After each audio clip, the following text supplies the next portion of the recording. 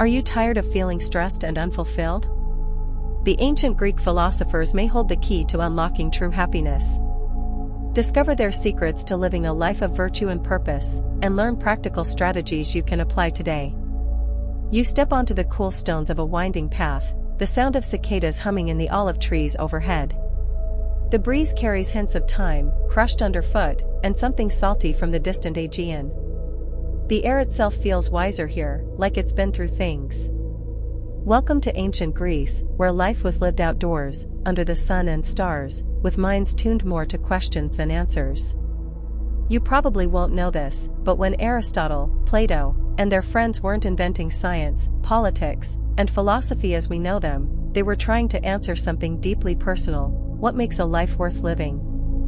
Not just in big, dramatic moments, but in the small, quiet ones too. Like this one. Like now. Before you settle in, feel free to like the video if it brought you a little peace, and if you'd like to join us again, we'd love to have you back. Subscribe when you're ready, no pressure, just rest. Let's slowly drift into tonight's quiet moments together. You trudge through the grove, sandals tapping against stone, and pass a group of young thinkers seated in the shade. They're laughing over a scroll. This isn't school, it's life. Relaxation isn't something they earn after a hard day. It's woven into how they think, live, and feel.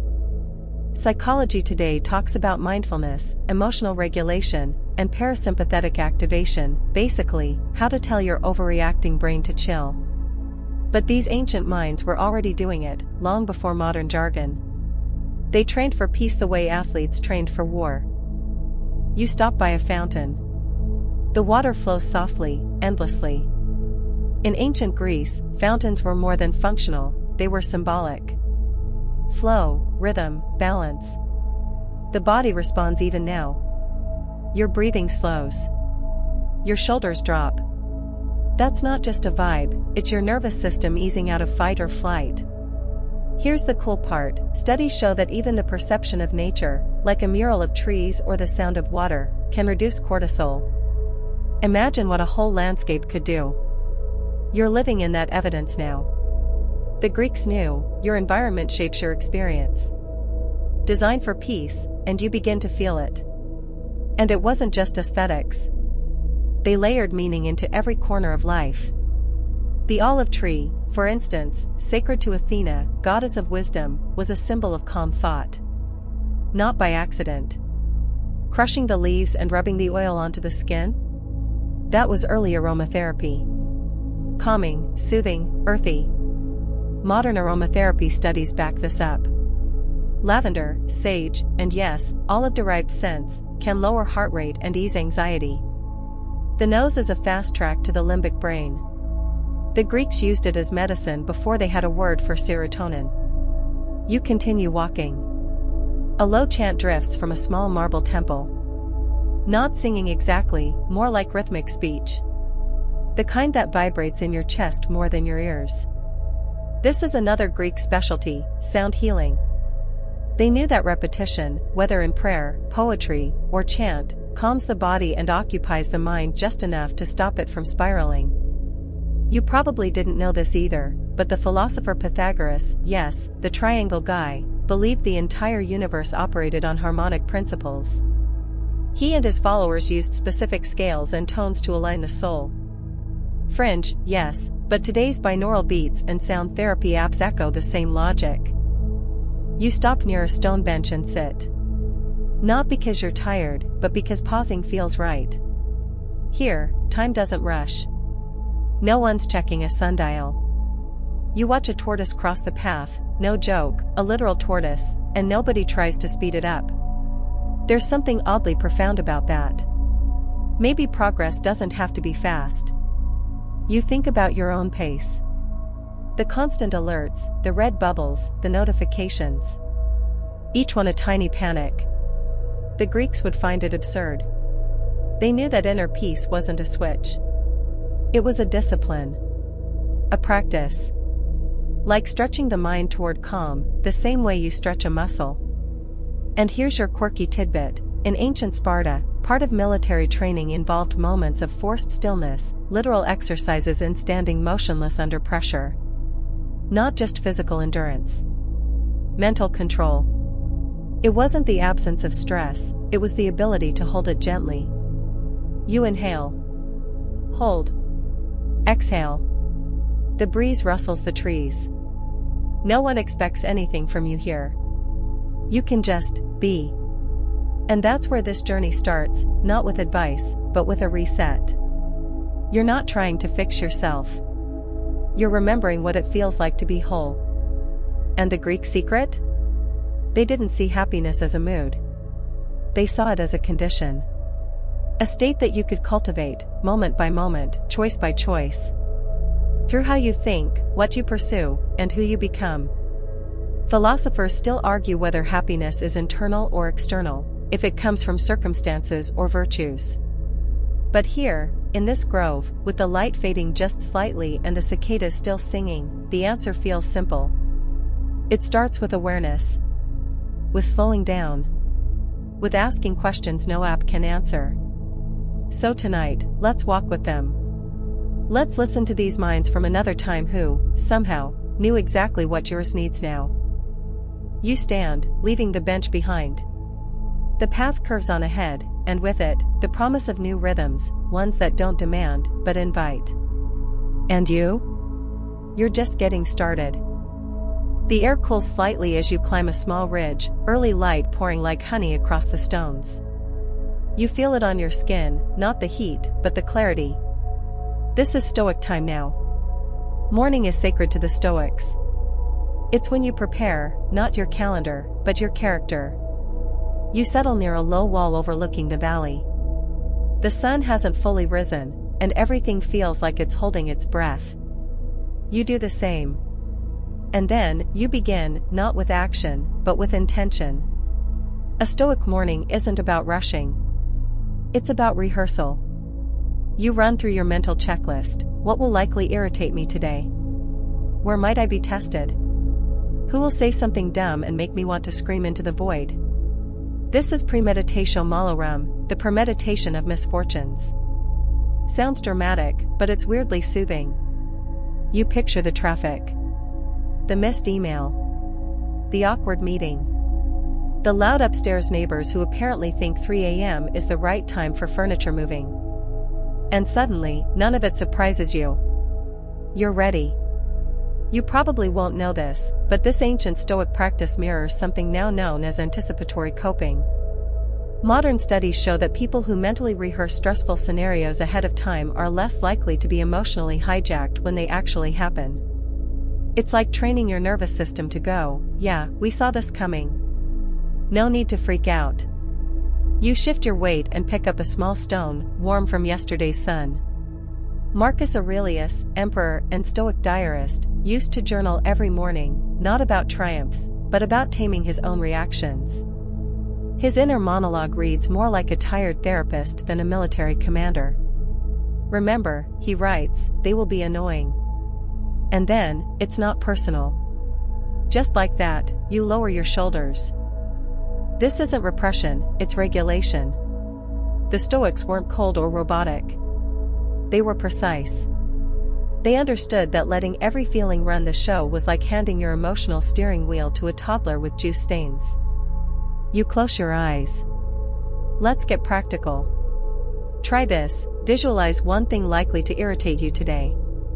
Now imagine yourself responding calmly, with breath first, words second. Feel that shift? You just gave your nervous system a rehearsal. You'll handle it better not because you're tougher, but because you've already been there. A modern study out of Harvard found that just a few minutes of emotional visualization, paired with deep breathing, reduces amygdala activity. That's your fight or flight center. In other words, you're taking off your brain's panic hat before the day even starts. And then there's the dichotomy of control. Stoics love this. It's simple, focus only on what you can control. Everything else? Leave it. You can't control the weather, the headlines, or whether someone ghosted your text. But you can control how you show up. How you speak.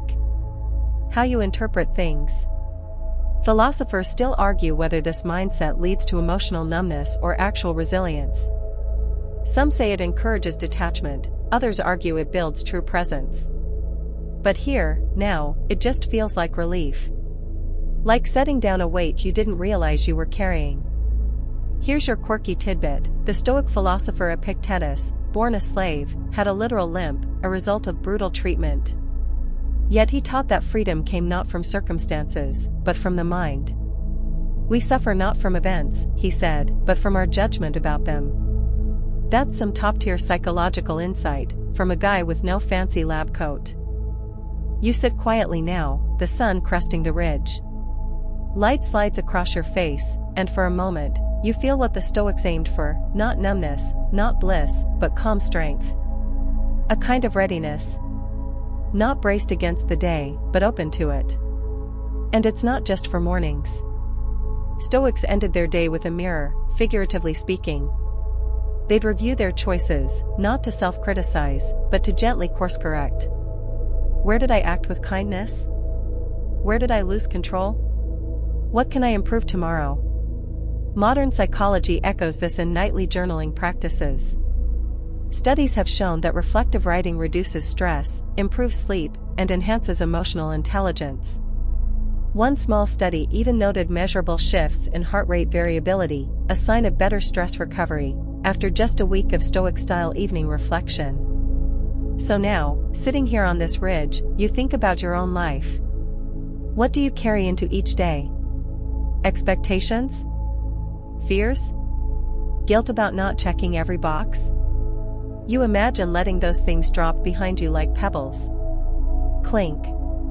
Clink. Gone. Not because you don't care, but because you're learning what to care about. You rise slowly, brushing dust from your palms. The valley below begins to stir, goats bleating, voices calling, water jars clinking against stone. The world is waking up. And you? You're not rushing to meet it.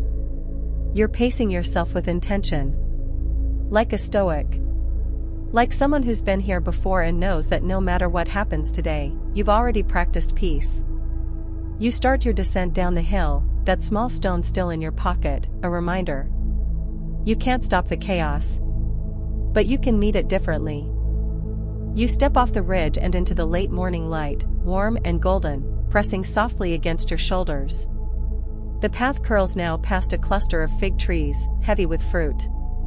There's a low stone wall, and just beyond it, a quiet garden, the kind of place where time forgets to pass. You've arrived at Epicurus' garden. And no, this isn't some wild orgy of ancient stereotypes. You probably won't know this, but Epicurus was all about quiet joy. Not indulgence, but contentment. Not excess, but enough. He believed the highest pleasure wasn't found in luxury, but in the absence of pain, in the body and the mind. You slide onto a bench under a fig tree. The shade is dappled and cool. A breeze stirs the branches. It's perfect. Not extravagant. Not thrilling. Just right. And that's exactly the point. Epicurus taught that we chase too much. We think we need money, power, prestige. But when you strip it down, all we really need is food, shelter, friendship, and freedom from fear. That's it. 4 things. Everything else? Distraction.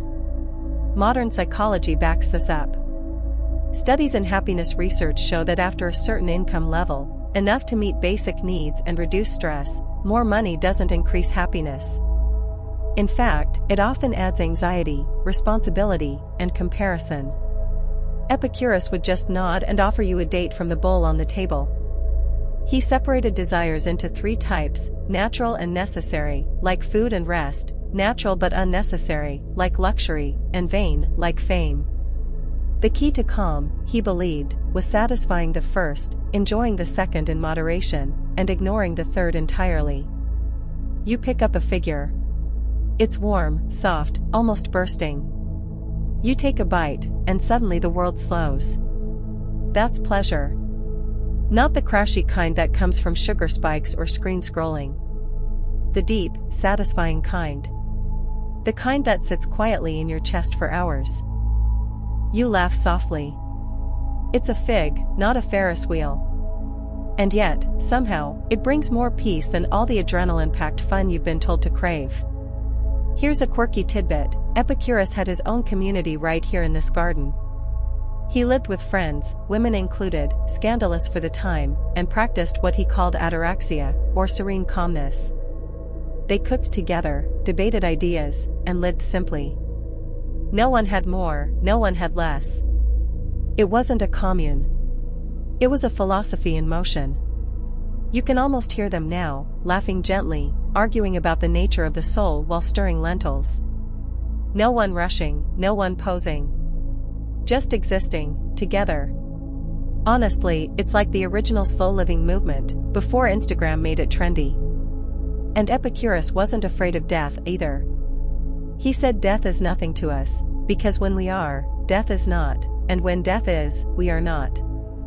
Philosophers still argue whether this view is liberating or just cleverly worded denial. But in the moment, it feels calming.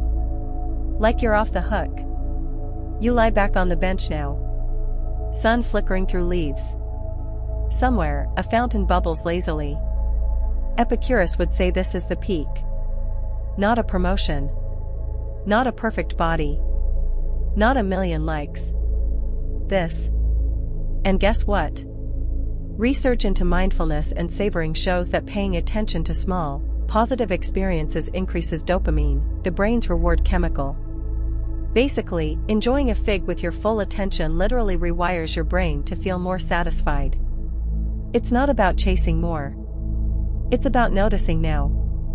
You remember how Epicurus warned against the tyranny of desire. Not because desire is bad, but because unchecked, it creates suffering. Wanting more leads to fear, of loss, of failure, of never arriving. But if you want less, you win every time. You reach for the water jug on the table. It's simple clay. Cool to the touch. You pour a cup and drink. No fizz. No flavor. But your whole body thanks you. Your nervous system softens. Your mind uncoils. There's a study, done at UC Berkeley, that found people who deliberately focused on gratitude for basic comforts reported lower levels of chronic stress. Epicurus didn't need that research. He lived it. You look around the garden. Nothing here is trying to be impressive. And somehow, it's everything. You think about your own life. The clutter.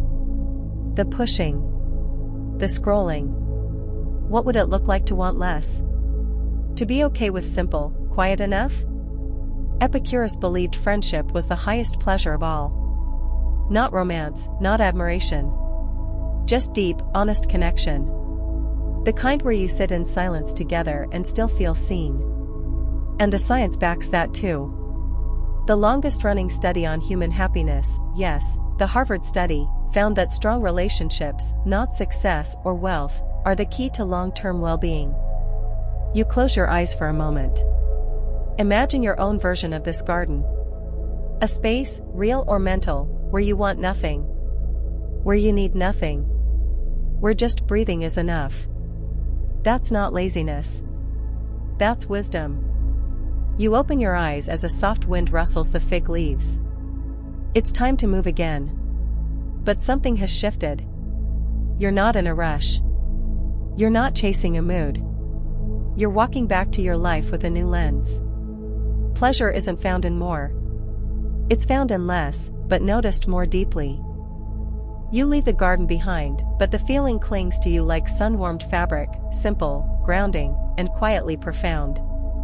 The path narrows now, winding between whitewashed buildings, and the hum of conversation drifts in from a shaded courtyard. You peek in. No lecture. No platform. Just a few people sitting in a loose circle, listening to one man, older, bearded, barefoot. He's not lecturing. He's asking questions. Welcome to Socrates' office hours. You settle into a corner, half in shadow. He's already mid-thought, leaning in toward a young student who's clearly nervous. But what do you mean by failure? he asks, not unkindly. The student stammers. And how do you know that's true? Socrates presses on, gently but relentlessly. The room goes quiet, not from tension, but from thought. And you? You begin to recognize something familiar. That same inner voice you've got, the one that pipes up at 3 a.m. whispering, "You messed up again?" Yeah, Socrates would interrupt it immediately. He'd ask your anxiety to explain itself. And 9 times out of 10, that voice would fall apart under questioning. This is the Socratic method, not argument, but inquiry. A way of challenging assumptions, especially the ones that live rent-free in your head. That I'm not good enough, that everyone else has it figured out, that if I rest, I'm lazy. Socrates would say, prove it. You probably won't know this, but modern cognitive behavioral therapy, CBT, is built on this exact technique. You identify a thought. You test it. You replace it with something more accurate. You stop being bullied by your brain and start becoming your own calm, curious lawyer. Take this common one, I always mess things up. Socrates would tilt his head and ask, always? Every time? What counts as messing up? And according to whom? He'd keep going until the lie collapsed under its own exaggeration. It's not about positive thinking. It's about accurate thinking. Philosophers still argue whether Socratic questioning leads to clarity or just endless ambiguity. But when your thoughts feel like a runaway train, ambiguity is actually progress. It breaks the trance of certainty. And certainty is often where anxiety hides. Let's get practical. You close your eyes and whisper the last self-critical thought you remember. Maybe it's I'm too emotional. Or I should be further along. Now ask, is that true? Who says? Compared to what? You feel a shift, a tiny flicker of relief. Like air returning to a room that was too tightly sealed. There's a fringe theory in psychology called internal family systems, IFS, which suggests that our minds are made up of parts, like characters in a play. Socratic dialogue can help you talk with these parts instead of letting them run the show. You're no longer trapped inside your worry. You're outside of it, asking good questions. You watch Socrates again. He's not shaming. He's not solving. He's inviting. And that's the beauty of it, healing doesn't come from forcing answers. It comes from asking better questions. A student nearby jots something on a wax tablet. You lean over and read, an unexamined life is not worth living. It hits like a bell inside your ribs. Not in a scary way, but in a wake-up way. Have you examined your own life lately? Or have you just been performing it? Modern journaling exercises borrow from this tradition. One simple prompt, what story am I telling myself right now, can dismantle stress in seconds. Because once you see a story, you can change it. There's even a study from the University of Texas that found expressive writing, naming feelings and questioning them, boosts immune function and improves mood. Just like that, Socrates becomes a wellness guru, 2,000 years early. But here's the catch, this work takes courage. To ask yourself uncomfortable questions without spiraling into shame? That's a skill. And Socrates was willing to die for it. Literally. He was sentenced to death for corrupting the youth with his relentless inquiry. And when offered a chance to escape, he declined. For him, truth mattered more than comfort. Philosophers still debate whether his death was heroic or avoidable. Whether he was brave, stubborn, or just tired of arguing. But the point remains, thinking clearly is risky, but freeing. You pull a small notebook from your bag. Maybe it's imaginary, maybe it's real. Either way, you write a question, what belief is making me anxious today? You sit with it. Don't try to answer. Just observe. Already, something softens. You're not lost. You're investigating. You rise quietly from the courtyard, leaving the circle behind, but the dialogue continues, inside you now. Your inner critic still has a voice. But now, it's facing cross-examination. Gently. persistently, with curiosity instead of fear. You walk on, past market stalls and olive presses. The world is noisy again, but your mind feels steadier. You're not fighting your thoughts. You're getting to know them. That's the Socratic gift. And when your anxiety comes knocking again, as it inevitably will, you'll know what to say. Let's talk about that. You follow a gently curving path now, the kind that doesn't rush anywhere, just meanders through cypress trees and quiet terraces. The light has changed again, more golden than before, stretched longer across the ground. There's a calmness here, but not the sleepy kind. This is Aristotle's realm, and his version of peace isn't passive, it's practiced. You probably won't know this, but Aristotle believed that happiness, what he called Eudaimonia, wasn't a fleeting mood or even a lucky life. It was the byproduct of living well. Not perfectly. Not effortlessly. But in alignment with your purpose and values. Day in, day out. You step into a wide open space, a peripatos, a walking path where Aristotle and his students paced while they talked. No desks. No podiums. Just ideas in motion. You start walking too, letting your feet fall into a quiet rhythm. The core of Aristotle's psychology was the golden mean, the sweet spot between too much and too little. Courage, for example, sits between cowardice and recklessness. Generosity lives between stinginess and extravagance. Even rest has a balance, not laziness, not burnout, just enough restoration to keep going without collapse. You think about your own extremes. Overcommitment. Overthinking. Overscrolling. Then the crash that follows. Aristotle wouldn't scold you, he'd just ask, where's your middle ground? Modern psychology echoes this in self-regulation theory. A study from the University of Michigan found that people with stronger self-regulation habits, those who could steer their actions toward balance, not extremes, reported lower anxiety and higher life satisfaction. They didn't do more. They did what mattered. You pause near a sun-drenched bench and think of a time when you overdid it. Maybe with work. Or people-pleasing. Or trying to win relaxation by cramming 6 wellness rituals into one Sunday. Aristotle would smile kindly. That's not peace. That's pressure with a lavender-scented candle. Here's your quirky tidbit. Aristotle thought that ethics and habits were inseparable. He literally said virtue was a kind of muscle, you strengthen it through repetition. Not passion. Not inspiration. Just daily, quiet action. Brushing your teeth, but for your soul.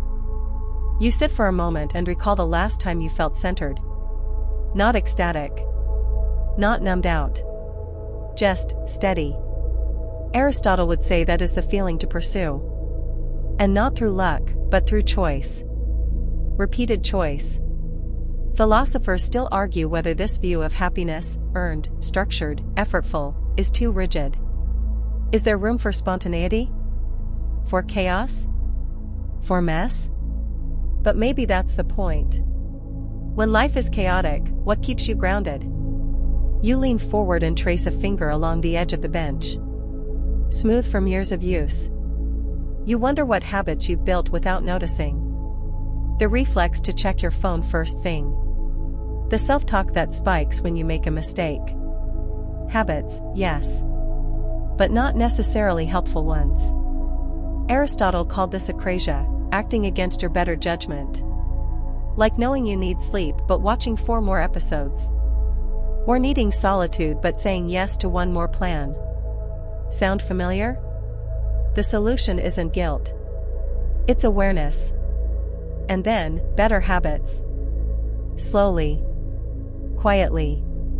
There's a psychology concept known as behavioral activation, used to treat depression and anxiety. The idea is simple, small, values-based actions restore momentum and meaning. Basically, Aristotle with a clipboard. You rise again and continue walking.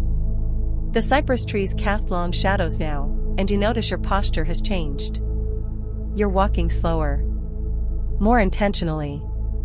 Not to get somewhere. Just to practice being aligned.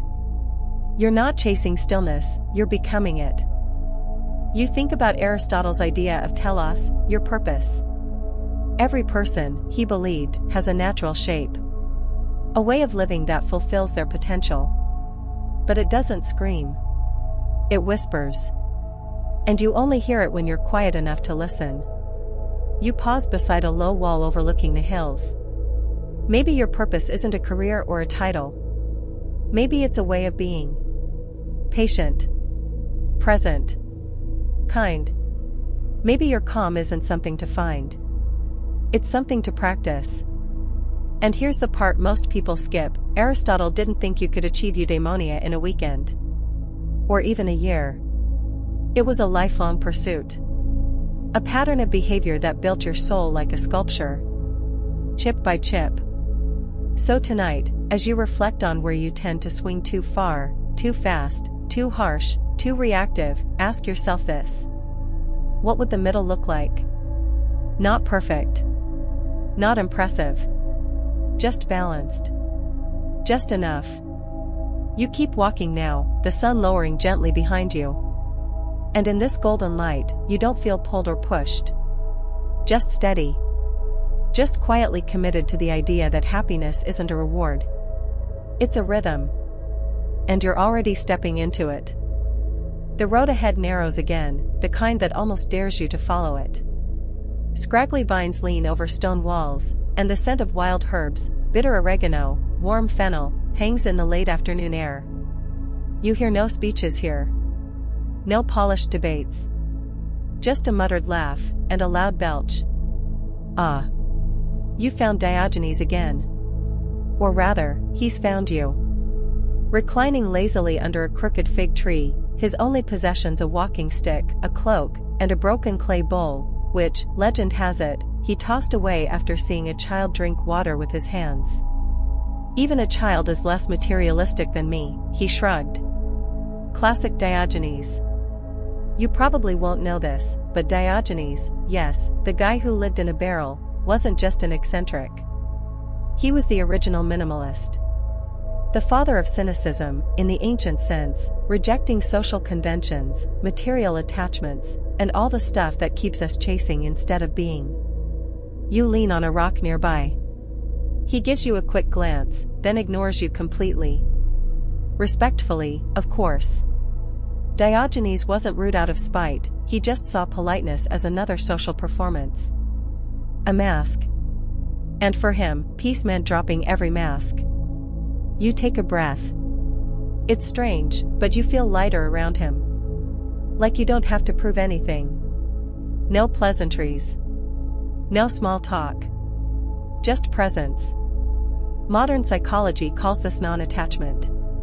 It's the idea that suffering doesn't come from pain, but from our resistance to it. From clinging to how we think things should be. And Diogenes? He clung to nothing. He didn't care about wealth, reputation, social cues, or even comfort. And weirdly, that gave him a kind of untouchable peace. Imagine being so free from wanting that nothing could disappoint you. No job loss, no heartbreak, no weird text left unread could shake you. Sounds extreme. And it was. But the lesson holds: the less you expect from the world, the less it can control you. Philosophers still argue whether Diogenes was a sage or just an aggressive dropout with good branding. But here's the deal: every tradition has a Diogenes.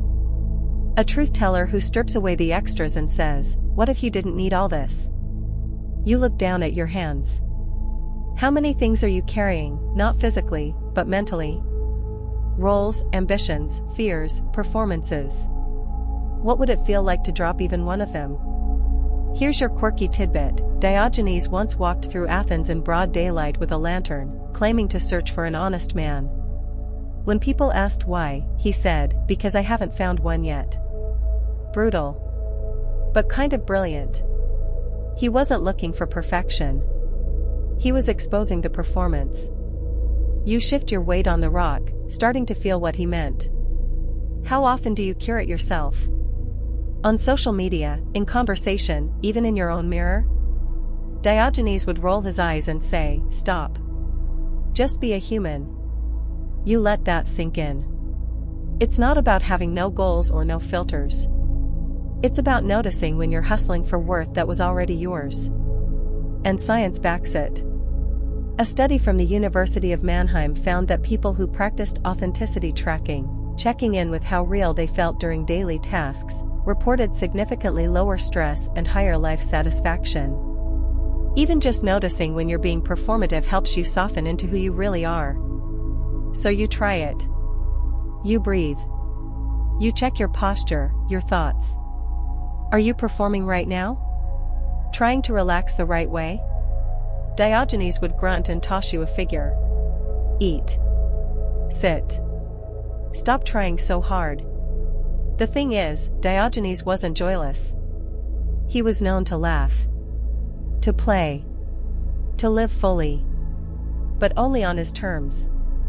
And those terms were simple: own nothing, want little, and say what's true. That's not a bad checklist for peace. You close your eyes and imagine your own barrel, not literal, but the place you'd go to let go of pretense. Your inner cave where no one's watching, no one's judging, and you don't have to earn anything. What would it feel like to live from that space more often? You stand slowly, brushing off your hands. Diogenes doesn't say goodbye. He just scratches his beard and mutters something that sounds like, "Don't forget your soul." You smile. He probably meant it as an insult. Or a compliment. Hard to tell with him. You continue down the path, your pack feeling lighter, both in weight and in metaphor. The noise of ambition fades behind you. The hunger to impress, to acquire, to always be more starts to loosen its grip. Tonight, maybe you won't check the likes. Maybe you won't rehearse that future version of yourself. Maybe you'll just be here. Like Diogenes in his barrel, unapologetically human. And that's a kind of freedom most of us never taste. The landscape shifts again as you continue walking, the light dipping toward dusk now. You pass under a half-collapsed archway carved with fading symbols, stars, eyes, and a flickering torch. Beyond it, a wide open space unfolds, quiet and dim, like something out of a dream. You've stepped into Plato's world now. And in Plato's world, nothing is quite as it seems. You probably won't know this, but Plato's most famous idea, the allegory of the cave, is less about shadows on a wall and more about your mind. It's a metaphor for the way we mistake illusions for reality. We chase shadows. We accept half-truths. We stay in caves of our own making. Not because we're trapped, but because it's familiar in there. You pause by a stone pillar and imagine it. A person chained inside a cave, seeing only shadows cast on the wall. That's all they've ever known. One day, they're dragged out into the sunlight, and it hurts. It blinds them. But slowly, their eyes adjust. They begin to see reality. Sound familiar? That's anxiety in a nutshell, living in a loop of mental shadows. What if I fail? What do they think of me? Am I good enough? These thoughts dance on the walls of your mind like flickering shadows, convincing you they're real. Modern psychology calls this cognitive distortion. You interpret the world through skewed lenses, catastrophizing, overgeneralizing, black and white thinking. Plato saw it coming 2,000 years early. His point? You're not broken. You're just in the cave. And you can leave. Philosophers still argue whether Plato meant for us to fully escape the cave or just become better observers of the shadows. But either way, the message is clear: truth brings clarity, and clarity brings calm. You sit down on a cool slab of marble, letting that truth settle into your bones. How many of your fears are based on shadows? On past failures that no longer apply? On imagined judgments?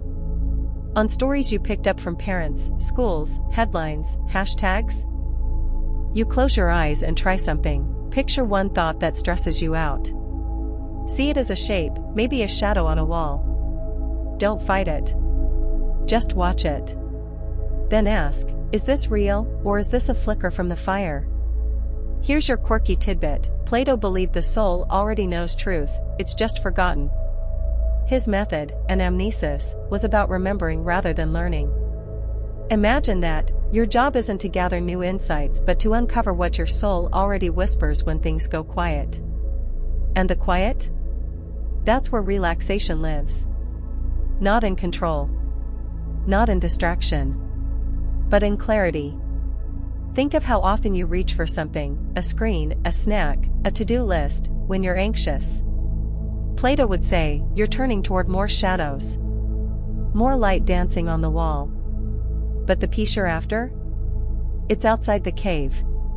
It's where the fire isn't in charge anymore. There's a modern analog to this, diffusion, a technique in acceptance and commitment therapy, ACT. Instead of arguing with your thoughts, you observe them. You say, I'm having the thought that, and suddenly, it's not you. It's a thought. A shadow.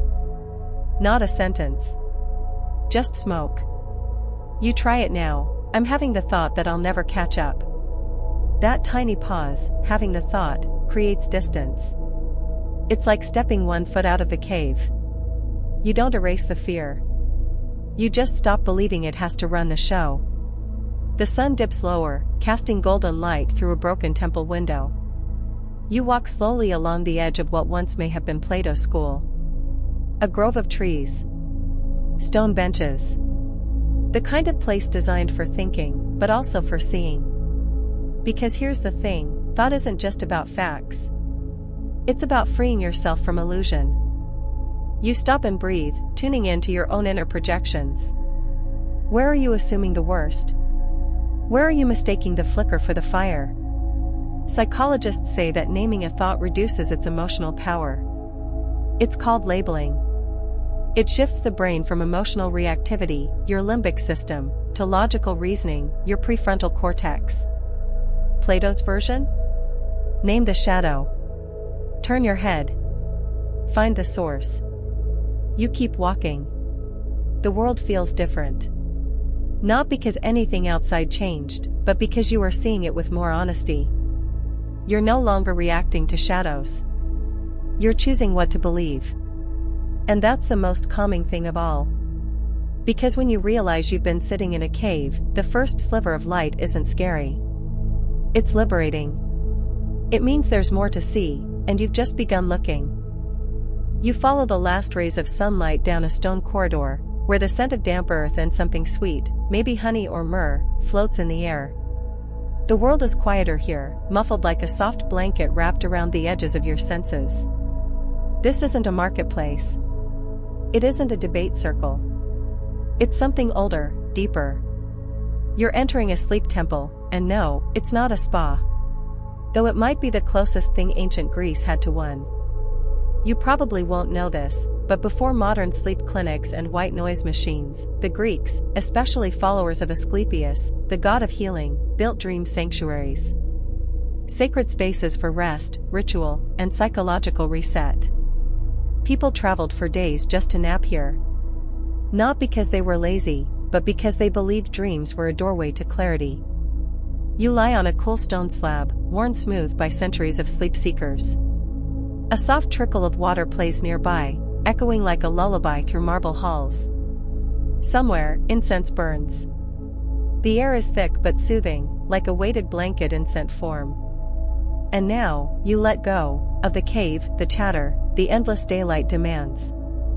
This is the Greek art of incubation, intentional rest. Not crashing. Not zoning out. But entering sleep as a sacred act. Modern psychology is finally catching up. Sleep isn't just a physical need, it's emotional first aid. During REM sleep, your brain sorts memories, balances mood, and reprocesses trauma. It's like overnight therapy, no copay required. And here's the kicker, studies show that intention before sleep, what researchers call sleep scripting, can shape dreams, improve rest quality, and reduce next-day anxiety. The Greeks knew this. They'd pray, chant, or rehearse a question before bed, trusting the subconscious to answer it by morning. You let your breath settle. Inhale for 4. Hold. Exhale slowly through your nose. The body responds, shifting gradually into a parasympathetic state, aka rest mode. It's like a switch hidden in your lungs. And you're finally flipping it. Philosophers still argue whether sleep is a passive state or a doorway to deeper truths. Plato believed the soul traveled during dreams. Aristotle thought they were bodily residue, more digestive than divine. But tonight, you don't need consensus. You just need rest. And here's your quirky tidbit. Greek sleep temples sometimes used sacred snakes to crawl around sleepers, believed to be messengers from Asclepius himself. You'll be relieved to know that's one part of the tradition we've not revived, though honestly, some of you with 10 houseplants and a Himalayan salt lamp might be halfway there. You turn onto your side, the cool stone grounding you. No phone, no alerts, no blue light. Just silence, breath, and the slow melting of thought. This is relaxation, not as a reward, but as a right. And yet, it's not escapism. Even the dreams here were diagnostic. People woke up and shared them with priests or philosophers who helped interpret their meaning. The dream wasn't just weird entertainment, it was a mirror. A message. Sometimes even a prescription. Modern dream therapy, like Jungian analysis, borrows from this idea. Symbols. Archetypes. Repeated patterns. Even if the meanings aren't exact, the act of listening, to your subconscious, to your own inner world, is healing in itself. You think back to the last dream you remembered. Not the confusing spaghetti monster one, but the one that felt real. Was it trying to tell you something? A fear, maybe. A longing. A truth you hadn't let surface during the day. This temple teaches you that rest isn't the opposite of productivity, it's part of it. The necessary counterbalance. The incubation chamber where clarity and resilience are formed. You exhale again. Your body's heavy now, but not in a bad way. More like, rooted. Held. The stone slab feels less like a surface and more like an anchor. And science agrees. A 2022 study out of the University of Pennsylvania found that people who practiced sleep hygiene rituals, regular wind-down routines, mindful breathwork, even repeating a single mantra, reported not only better sleep but higher emotional regulation throughout the following day. In other words, sleep isn't just rest. It's preloading tomorrow's calm. You let that land. Your sleep is not a shutdown. It's a reboot. It's the space where the mind processes what the waking world doesn't have time for. So tonight, instead of watching one more episode, what if you treated sleep like a temple? What if you asked a question before bed? What if you trusted the dark to show you something the daylight couldn't? You close your eyes now. The trickling water. The fading incense. The gentle hum of silence, rich with unseen movement. It's not about knocking out. It's about surrendering, without guilt, without rush. And as you begin to drift, still listening, still present, you realize something ancient and precious. Rest isn't weakness. Rest is wisdom. You wake slowly, not with a start but with a soft awareness that morning has returned. The sky has lightened, but not by much, just enough to make the shapes of olive branches clearer against the pale blue. Your body feels rested. Not just physically, but fundamentally. Like you've been recalibrated, not just recharged. You sit up on the stone slab, still inside the sleep temple, though the incense has faded and the fountain's rhythm feels quieter now, like it's winding down from its own dreams. You stretch, slowly, and feel a new kind of energy, not the hyped-up caffeine rush you chase on busy mornings, but a deeper spark. Like there's a reason to be awake today. A reason beyond survival or to-do lists. And this brings you straight to the Greek concept of eudaimonia. You probably won't know this, but eudaimonia doesn't mean happiness the way we use the word today. It's not pleasure. Not comfort. Not even good vibes. It means something more like human flourishing. A life well lived. A life with meaning. A life aligned with virtue. You step out of the temple into a new kind of light.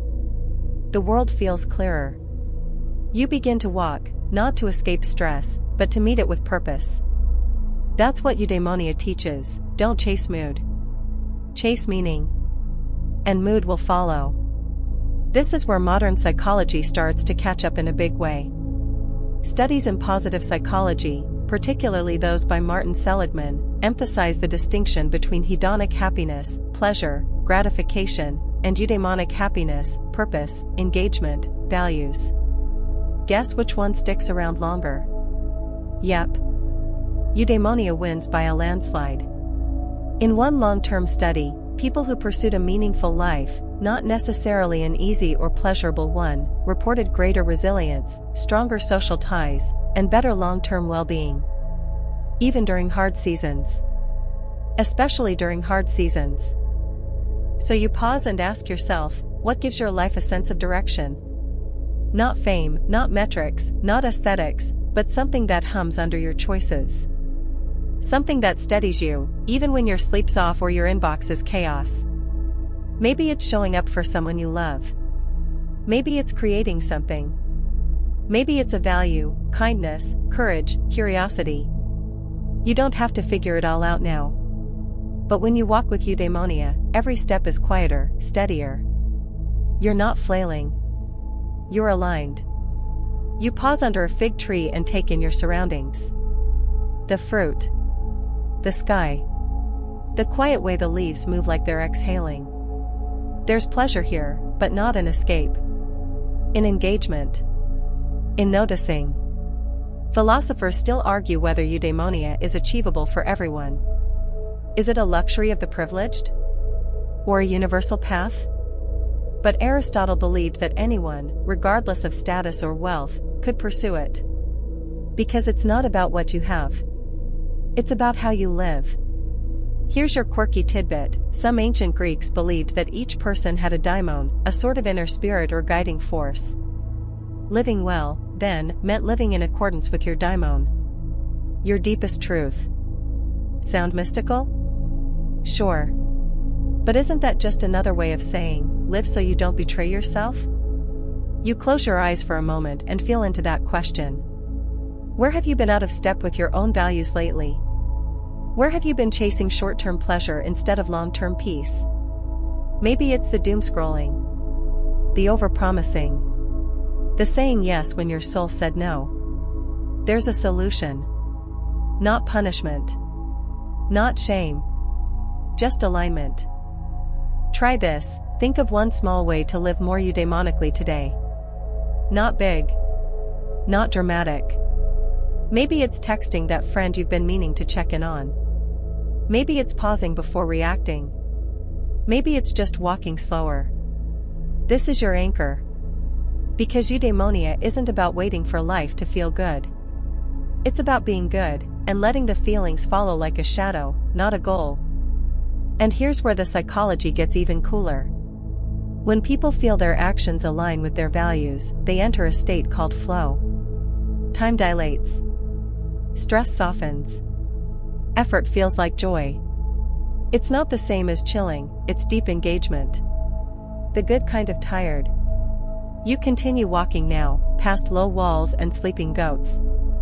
The world feels different. Not shinier. Not easier. Just truer. And in that truth, there's peace. Because when you're living a life that matches your insides, your nervous system doesn't have to keep sounding the alarm. You're not split. You're whole. You smile at a child skipping stones by a small creek. He doesn't notice you. He's too absorbed. Too focused. That's eudaimonia too, doing something simple with your whole heart. You keep walking, not toward a destination, but with purpose under your feet. You're not asking life to feel good every moment. You're asking, is this meaningful? And somehow, that's a more satisfying question. Because when you walk in purpose, even your rest feels earned. Even your anxiety feels softer. Even your doubts get quieter. And you begin to sense the deepest secret these philosophers were whispering all along. You don't need a different life. You need a deeper one. The path rises slightly as the breeze cools, brushing over your skin like linen in motion. Ahead, the stones turn smoother, more worn by time and footsteps. You're walking with intention now, less like a wanderer, more like someone crafting something. Quietly, steadily. Because you are. You're crafting virtue. You probably won't know this, but the Greeks didn't think of virtue as this lofty, saintly perfection. For them, virtue was practical. Something you do, not something you are. Like a skill you develop. Bit by bit. And Aristotle, especially, believed that it was habit, not heroic willpower, that made you good. You reach a small terrace overlooking the sea. The wind is salty and cool, tugging gently at your sleeves. You sit on a low wall, feet dangling, and think about your routines. Not the dramatic ones. The quiet ones. What you do when no one's watching. Virtue, for the Greeks, wasn't about praise. It was about peace. Courage, honesty, patience, they weren't just moral ideals. They were tools for equanimity. You practiced them not to impress the gods, but to avoid the inner chaos that came from living out of alignment. And modern psychology is right there with them. In behavior theory, there's something called implementation intention, basically, turning values into small, repeatable actions. Want to be more patient? Set a cue. When someone frustrates you, take one breath before responding. Want to be braver? Commit to speaking up once per meeting. Habits as virtue, virtue as habit. It's not glamorous. It's not trending. But it works. You start thinking about your own patterns. The little ones. The way you treat yourself when you're 5 minutes behind schedule. The tone you use inside your own mind when something goes wrong. Are those habits of a kind person? A steady one? A peaceful one? Philosophers still argue whether virtue ethics are too individualistic. What about injustice, systems, the bigger picture? But the Greeks believed your character was your first contribution to the world. A well-ordered soul creates less chaos around it. You don't have to change the world. You can simply not add to the noise. You watch the water below. It's not still, but it's not wild either. Rhythmic. Predictable. Virtue is like that. Not suppressing emotion, not pretending nothing bothers you, but responding with grace, on purpose. And here's your quirky tidbit. Aristotle taught that you become virtuous by acting virtuous, even if you don't feel it yet. Practice generosity, and you become generous. Practice honesty, and truth gets easier. Fake it, but for the right reasons. Not to deceive, but to build the muscle. There's a concept in psychology called self-perception theory. We infer who we are by watching what we do. You open the door for someone, and your brain notes, I'm considerate. You skip the gossip, and your identity shifts, I'm someone who chooses kindness. It's not identity theft. It's identity construction. Brick by brick. So now, think about one value you wish you lived more fully. Calm? Compassion? Courage? Pick just one. Now link it to a micro-action. One breath. One pause. One small choice repeated. You're not becoming someone new. You're becoming you, more clearly. You stand up now and begin walking again, more aware of your posture. The Greeks paid attention to physical poise. How you carry yourself shapes how you feel. It's not vanity. It's embodiment. How would someone with your values move? Speak? React? And not for applause. For consistency. For inner quiet. You pass a small shrine with a flame still flickering, though the wind has picked up. You smile. That's virtue too, not a blazing fire, but a steady one. Not perfect. But persistent. Behavioral psychology shows that repetition with intention reshapes the brain's default settings. One study found that just 30 days of consistent value-based journaling increased resilience and lowered stress. Not because life got easier, but because the mind got clearer. So tonight, as you move through your routine, washing your face, folding the blanket, choosing whether or not to answer that one last email, do it with a whisper of virtue. Not performance. Not pressure. Just small, intentional goodness. You don't need a big moral overhaul. You just need a thread of consistency. A pattern your nervous system can trust. A signal to your mind that this is who we are, and we are safe.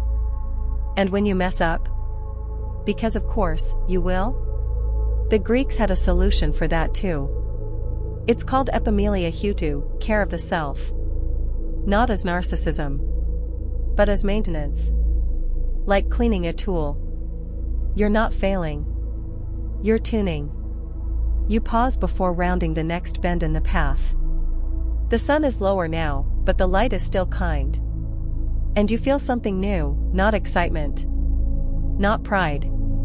But a soft steadiness. Like your life isn't something happening to you, but something you're shaping.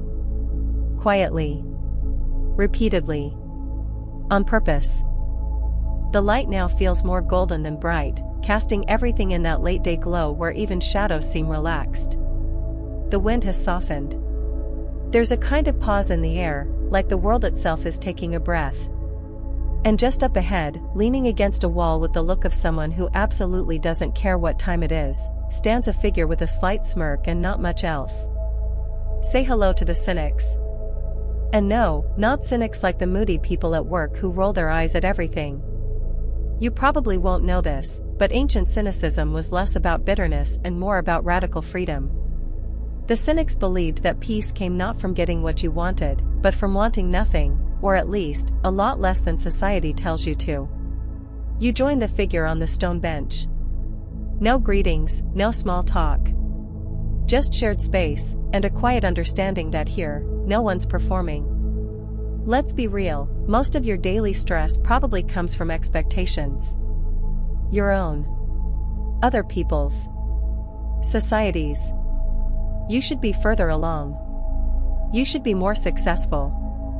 You should reply to that email even though it drained your soul.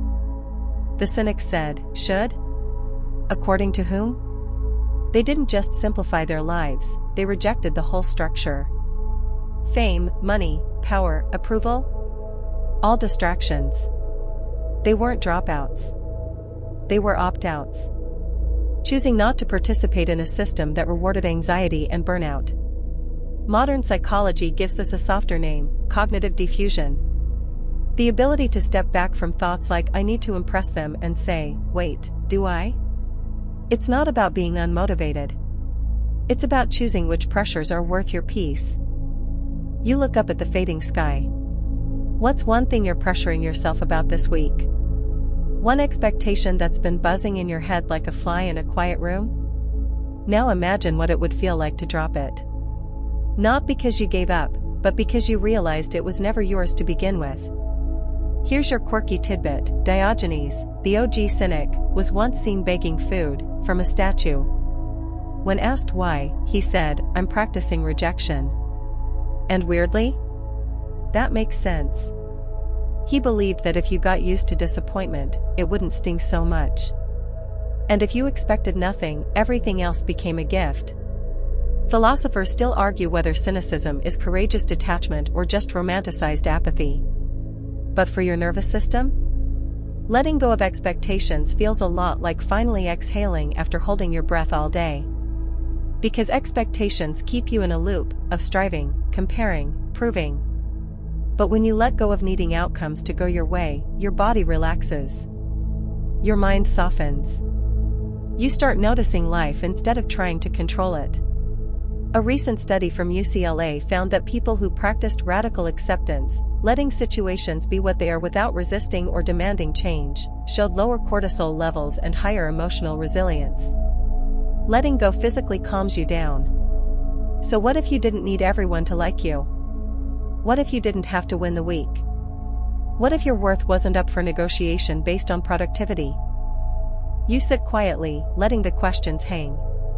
The cynic beside you doesn't offer answers. That's part of the philosophy. You unlearn your way to freedom.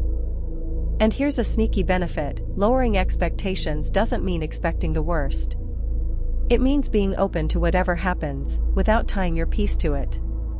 It's not I'll be okay if this works out. It's I'll be okay either way. You stand now, brushing off your tunic or, okay, your modern outfit that definitely doesn't include a barrel. The cynic nods, satisfied. Not because you've had a breakthrough, but because you've remembered something basic. You don't need as much as you think you do. Not to rest. Not to belong. Not to be at peace. Let's tie it back to behavior. What's one expectation you can let go of tonight? Just one. Maybe it's that your evening has to be productive. Or that your relaxation has to look aesthetic. Or that you need to earn tomorrow's rest by checking off one more thing. Drop it. Watch what happens. Suddenly, your breath is deeper. Your muscles are looser. You're not quitting. You're freeing yourself. You walk on as the sun dips lower, casting long, slow shadows across the dirt path. You pass people chattering, rushing, trying. And you? You feel still inside. Because the cynics weren't bitter. They were unburdened. And maybe that's your new kind of peace, not perfection. Not applause. Just not needing anything extra to feel like you're enough.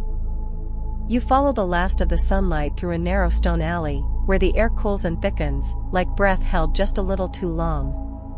The sound of footsteps disappears, replaced by something heavier, drums? Or maybe it's your own heartbeat syncing with the shift. Because this isn't a garden, or a path, or a school. This is a theater. And tonight, the Greeks are putting on a tragedy.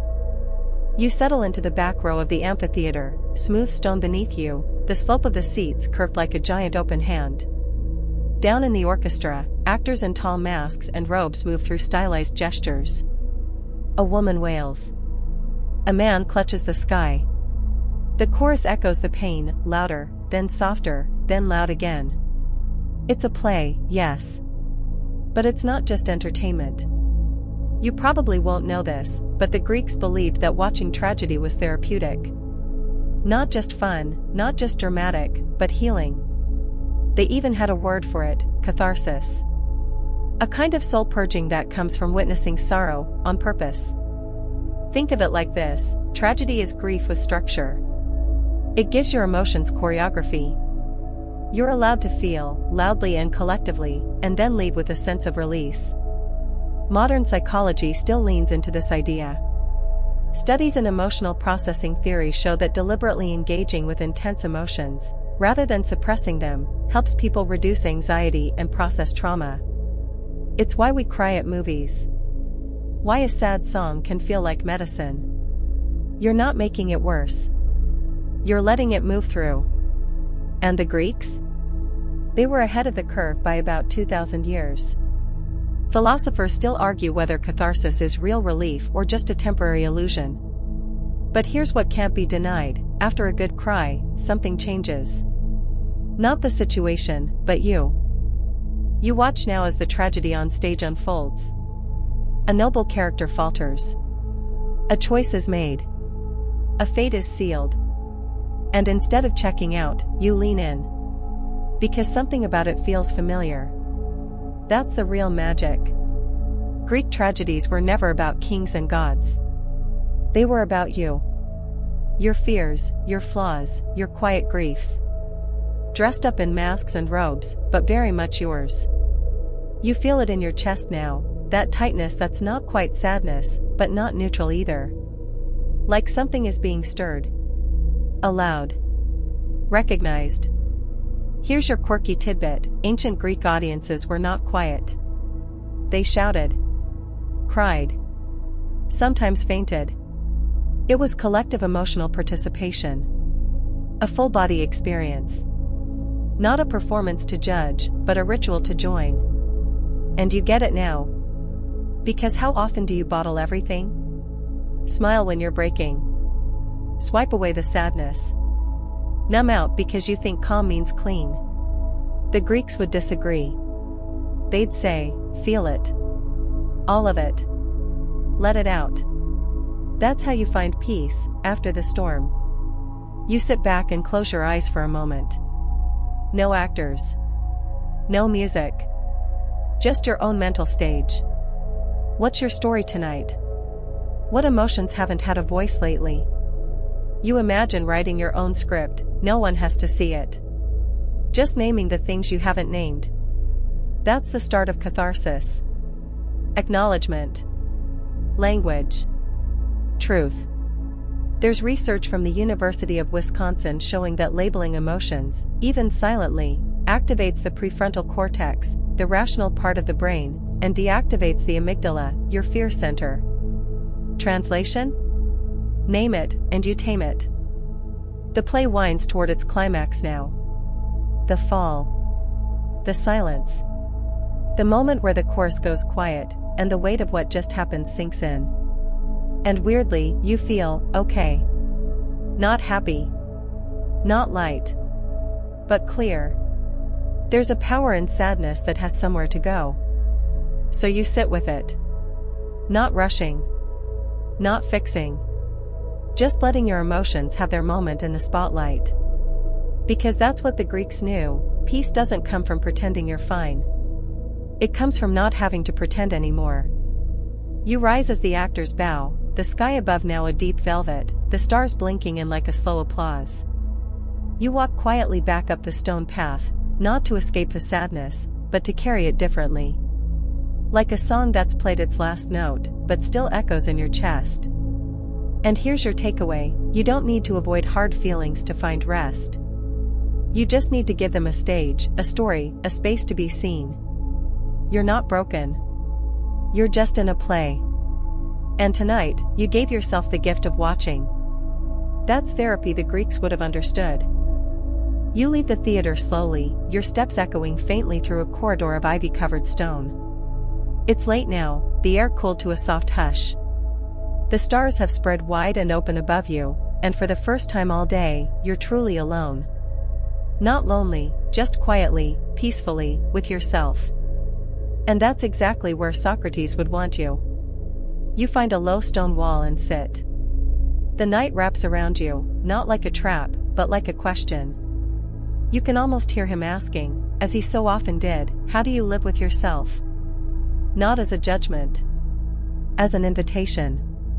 You probably won't know this, but Socrates believed that the examined life wasn't something you checked in on once a year like a dental appointment. It was a daily conversation. With yourself. For yourself. You breathe slowly. You're not trying to solve anything right now. You're just noticing what it feels like to sit with your own thoughts, without headphones, without a scroll, without distraction. And you realize, it's not quiet because there's nothing to say. It's quiet because you're finally listening. This is the art of inner dialogue. And it turns out, it's not just some ancient ritual. Modern psychology calls it metacognition, thinking about your thinking. It's one of the most powerful ways to regulate emotion and decision-making. Because once you can observe your mind, you're no longer enslaved by it. You remember earlier, back in Socrates' circle, how he dismantled anxiety with questions. Now, those same tools are yours. You whisper softly, what am I believing right now, and is it helping or hurting me? No judgment. Just curiosity. And here's your quirky tidbit: some ancient philosophers, especially the Pythagoreans, had nightly rituals of self-examination. They'd ask, what did I do right? What did I do wrong? What did I leave undone? It sounds rigid, but for them, it wasn't about guilt. It was about alignment. Calibration. You do the same now. You ask, where was I honest today? Where did I rush? Where did I speak when I should have paused, or stay silent when I should have stepped up? Not to punish yourself. To know yourself. There's even a modern tool for this, journaling. And not the Instagrammable kind with pastel pens and quotes. Just honest words on a page. Studies show that journaling reduces anxiety, boosts memory, and strengthens the part of the brain responsible for emotional clarity. In other words, write it down, and your mind stops yelling quite so loud. You think of the last time you felt overwhelmed. Not because of what was happening, but because you didn't have time to process it. That's what tonight is. Processing time. You sit in the dark and let your thoughts surface, one by one. Some are kind. Some are messy. All are yours. Philosophers still argue whether introspection is helpful or harmful. Can too much self-reflection lead to paralysis? To overthinking? Maybe. But the Greeks believed that wisdom wasn't knowledge.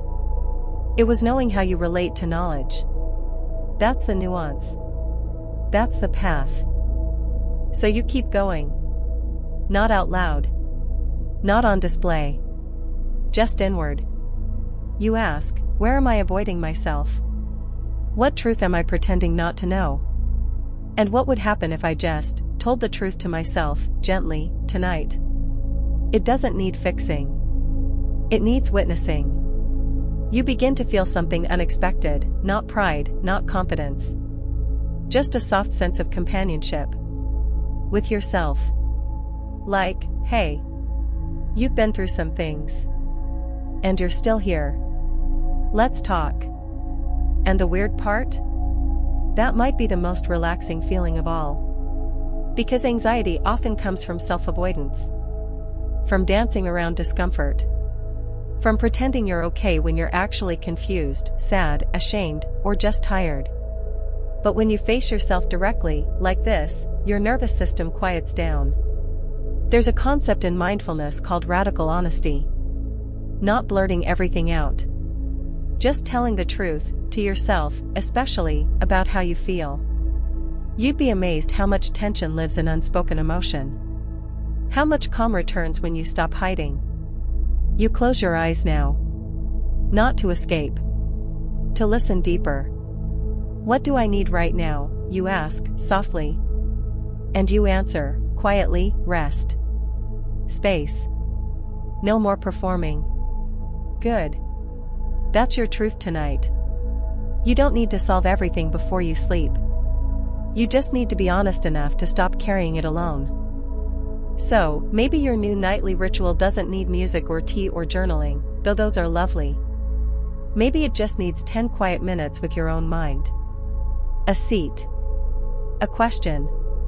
A breath. And the courage to tell yourself the truth, softly. You rise, finally, and begin walking again under the stars. The path winds towards something you can't yet see. But you're not afraid. You're not pretending. You're not alone. Because wherever you go next, your mind is no longer your enemy. It's your companion.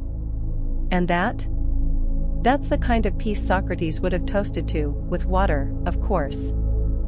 The stars pulse gently overhead now, scattered across the sky like they were placed by hand. The breeze has slowed to a hush. Even the olive trees seem to be holding their breath. The road ahead narrows into soft dirt, pressed flat by centuries of quiet footsteps. This is the final stretch. You've walked with philosophers, watched plays, challenged thoughts, and let go of expectations. Now, you're nearing the Greek ideal that wraps them all together, Ataraxia. You probably won't know this, but Ataraxia isn't bliss. It's not euphoria or some mystical enlightenment. It's stillness. A total lack of inner disturbance. Not because nothing hard ever happens, but because you're no longer yanked around by every wave. It's the deep exhale at the end of a long thought. The moment the background noise inside your head fades. The space where nothing is missing, and nothing is pushing. You reach a small clearing, moonlit and silent. No buildings. No crowds. Just a circle of stone cushions, worn smooth. You sit. No one joins you. No one needs to. This is where the noise stops. The Greek skeptics sought this kind of stillness. The Epicureans did too. Even the Stoics, with all their logic and grit, aimed at the same thing, a mind that doesn't tremble. A heart that doesn't scatter. A soul that sits still, even when the world spins. Modern psychology might call it non-reactivity, a quality measured in mindfulness studies. Researchers found that people who can observe thoughts and feelings without immediately reacting show lower stress levels, stronger immune response, and better sleep. In short, when you stop chasing every thought, your body thanks you. But here's the catch, you can't force ataraxia. It arrives when you stop demanding. It's like water, you can't grab it, but you can hold still long enough for it to pool around you. Philosophers still argue whether ataraxia is detachment or engagement. Does stillness mean you've checked out? Or are you more present than ever? But here, now, that debate feels irrelevant. Because you're not chasing definitions anymore. You're living the experience. You breathe in. Slowly. The air is cool and dry. The world doesn't need anything from you right now. And that feels strange. Like your nervous system keeps looking for something to react to, and finds nothing. And in that nothing, you feel everything. You feel the weight of your body, supported by the earth. You feel the subtle rhythm of your breath. You hear the distant call of an owl and the almost imperceptible rustle of leaves above you. No story. No urgency. Just existence. Here's your quirky tidbit. Some ancient Greek ascetics believed that true inner peace could be measured by how slowly you blinked. Because when you were disturbed, your whole body rushed, heart, breath, even eyelids. So they practiced blinking less. Extreme? Sure. But honestly, you kind of get it now. You're not rushing anymore. Your mind isn't trying to get anywhere. You're not a productivity machine winding down. You're a person. Breathing. Being. Still. And that's the whole point. You think back to the journey that brought you here, the Stoic morning mindset, Epicurean contentment, Socratic self-questioning, Aristotelian balance, Diogenes' radical simplicity, Platonic awareness, the dreams of the sleep temple, the steady rhythm of virtue, the release of tragedy, the honesty of self-dialogue. All of it leads here. Not to answers. To stillness. The kind that doesn't need to explain itself. Because maybe peace was never about perfecting yourself. Maybe it was about meeting yourself, calmly, at the end of a long day, and not needing to change a thing. And so, as the moon rises higher and the world shifts deeper into quiet, you close your eyes, not to escape, but to settle. Not to check out, but to come home. You don't need to do more. You don't need to be more. You just need to be here. Exactly as you are. Right now. You lie back now, the cool earth beneath you, a soft hum of night folding around your limbs. Every part of you that once felt tense or tangled has slowly begun to let go, thought by thought, step by step. You're not holding up a performance anymore. You're not running from discomfort. You're just here. Safe. Whole. The philosophers who shaped this path, Socrates, Epicurus, Diogenes, Aristotle, Plato, they didn't promise constant happiness. They offered something gentler. A quiet mind. A life in tune with values. The courage to feel, the strength to question, the freedom to rest. You've tasted that now. Not in a lecture. Not in a book. But in your own body. In your breath. In the way the night air wraps around you without asking anything in return. So now, let your thoughts drift. Let your muscles soften. Let every expectation melt off your shoulders like a warm cloak. You don't need to solve anything right now. You don't need to plan, or reframe, or self-improve. You are allowed to just be. With every breath, you float deeper into stillness. The world will wait. You've done enough for today. And in this space, where the ancient meets the present, where your mind meets your soul, you find something rare. A moment that doesn't demand.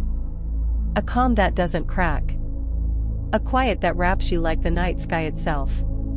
Stay here. Rest. Sleep deeply. You've arrived.